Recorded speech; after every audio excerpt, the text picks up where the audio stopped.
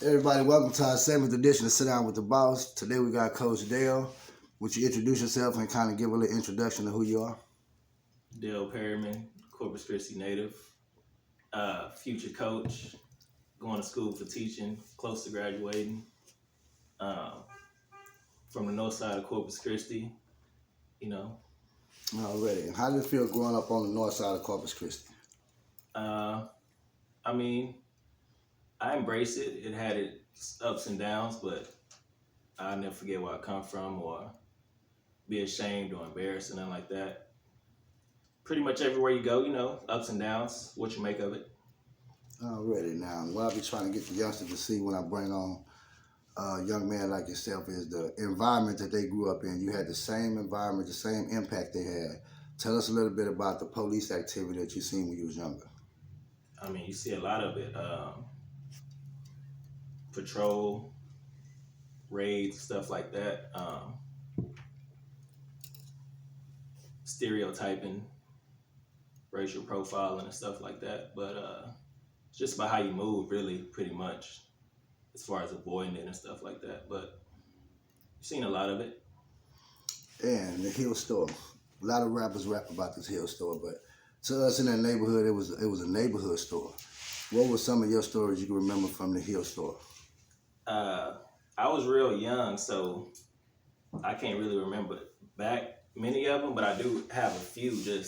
Going in there, we would go to TCRs as kids, as a group. We'd go play basketball. It was deep, and on the way back, we'd either stop at what is that? Is that the smokehouse? Not the smokehouse. Is it the smokehouse down the hill? The Tipping Inn. We'll stop at the Tipping Inn, and they'd give us free sodas after we played, and then we'd go up the hill. The Hill Store would be open. We'd go in there. Benjamin, he'd look out for us, whatever. We was bad though. You had a few swiping and stuff like that, but it was cool. I remember the telephone booth outside, the little the logs it had. Mm-hmm. A few memories, yeah. And what school did you go to? Like what? Elementary? Elementary, junior high school. Elementary, Coles, kinder through 4th. I started off at Brooks Chapel, and Coles, kinder through 4th. They got shut down after 4th grade. I went to George Evans, and that's where I'm doing my student teaching at.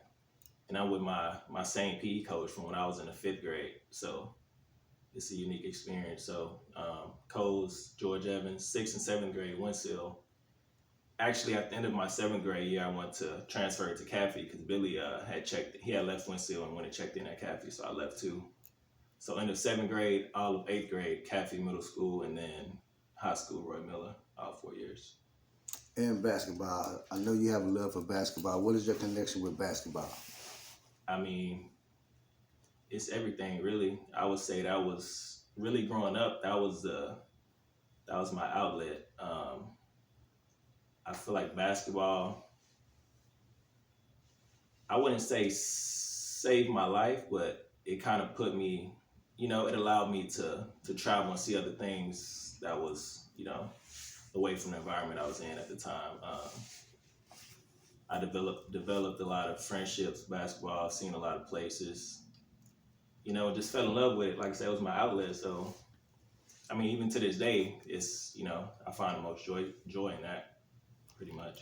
And brothers and sisters, how many brothers and sisters do you have? On my mom's side, 2 brothers, 3 sisters. On my dad's side, 3 brothers. And did you have the brother-sister feud when y'all was little? Yeah, me and Portia, we used to fight a lot, actually.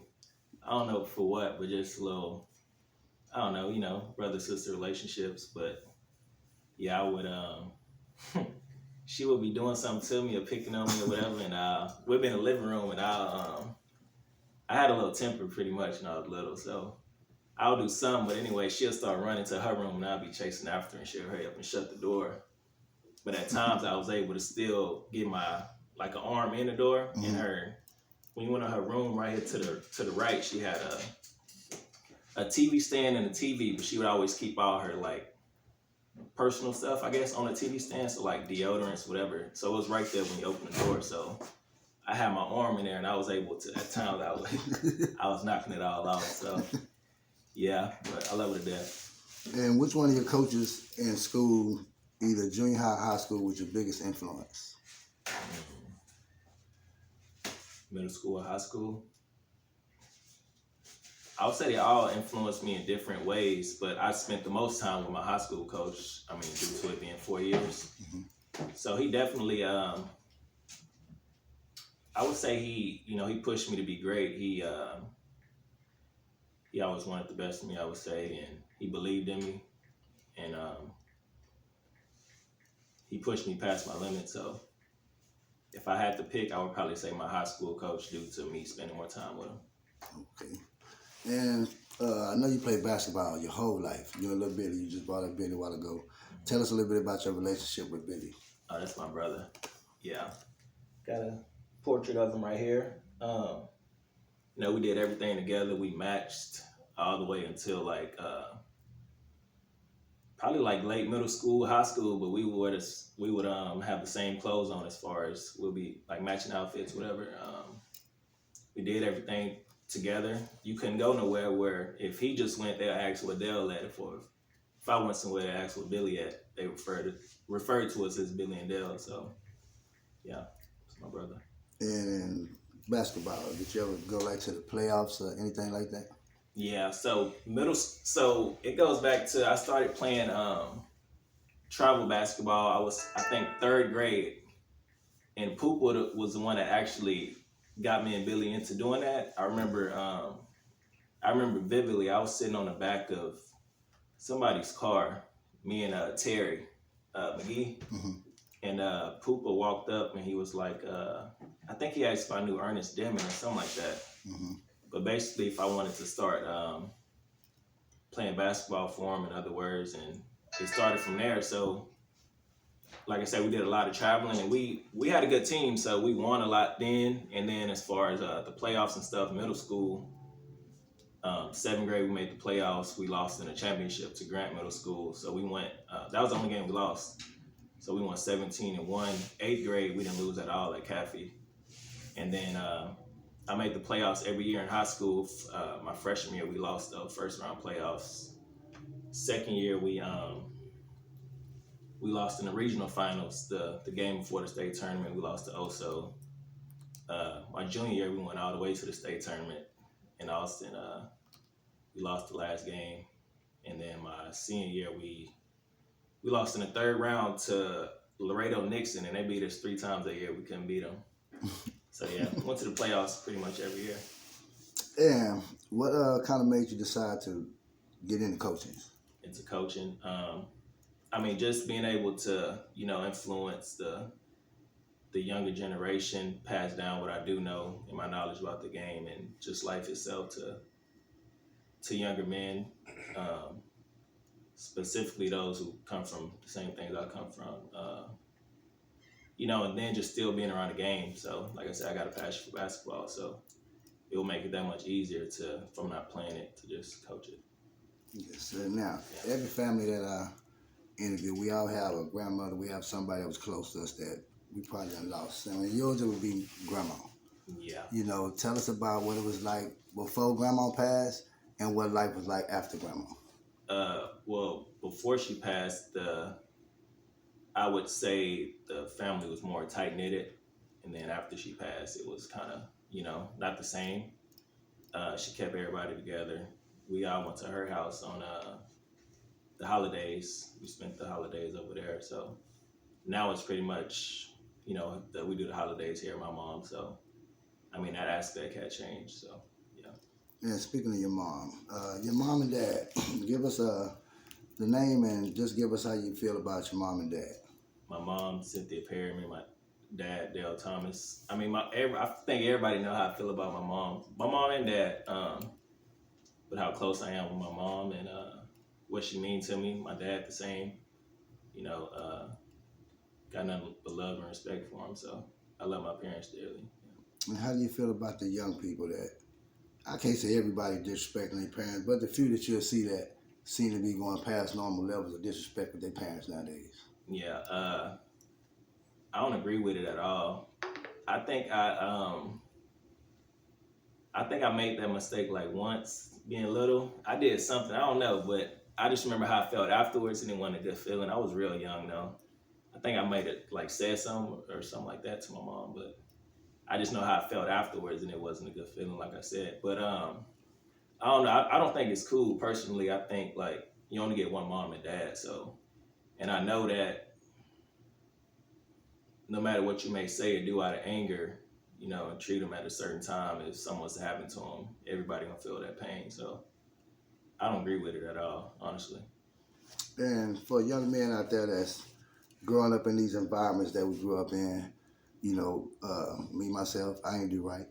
That's why I have to bring somebody like you on here that got the validation of the life that you live behind it. You feel me? Yeah. So what would you say to the young boys that haven't messed up, but they right there on that borderline, but because once they make too many choices, life gonna change. You get the felonies, life gonna change. Yeah. But what can you say to the little man that's really kind of confused with the environment they see and looking up to the false drug dealers and the false rappers and things like that? Yeah.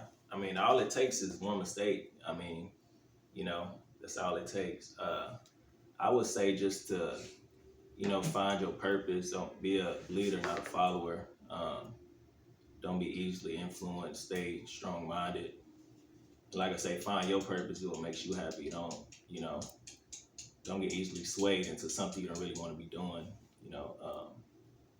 And like I say, keep your eyes on the prize. Pretty much. Don't let anybody trick you out of your position. Basically. Yeah. Ready. Now, what kind of advice would you give a young man that want to go into coaching? Coaching. Yeah. I would say to pursue it. I mean, if that's really what you got a passion for. You enjoy being around kids. You want to help these kids. You want to guide them. You want to pass that knowledge down. You want to influence them. Inspire them. All that. I would say it's possible. Just put your mind to it and make it happen. Pretty much. You are your own. How do I say it?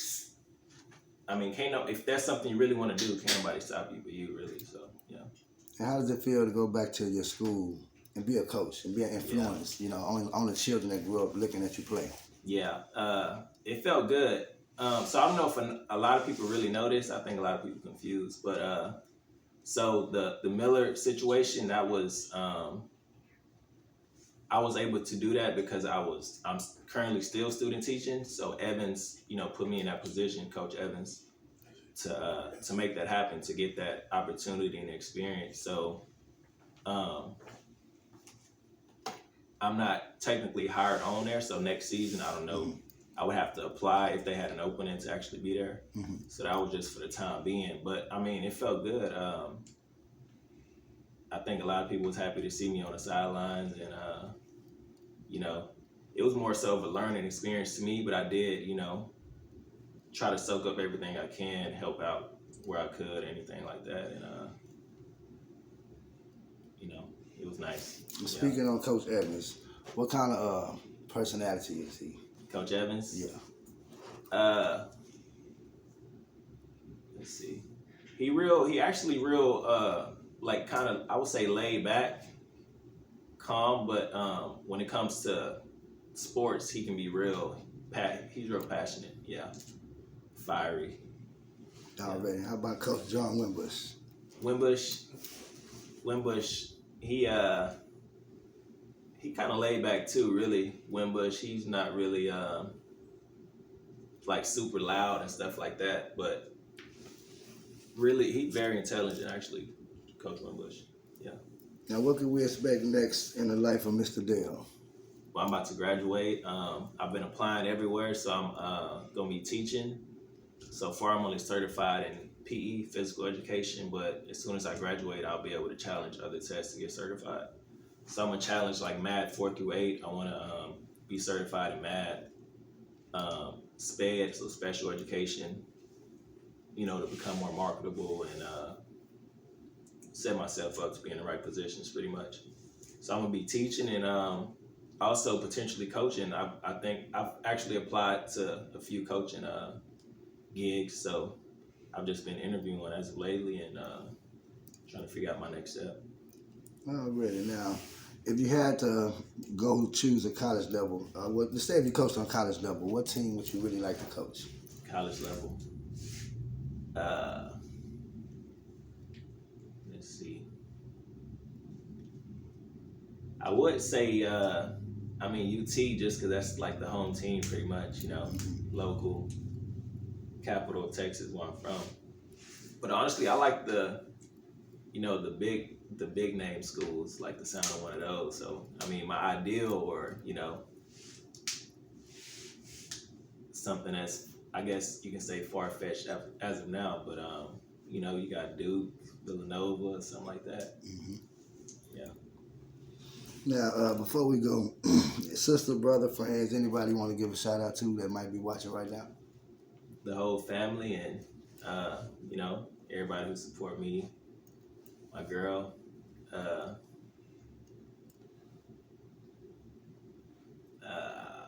Yeah. All right, y'all. This has been my 6th episode of Sit Down with the Boss. Go like and subscribe to the channel. This is Coach Dale, and he just sat down with the boss.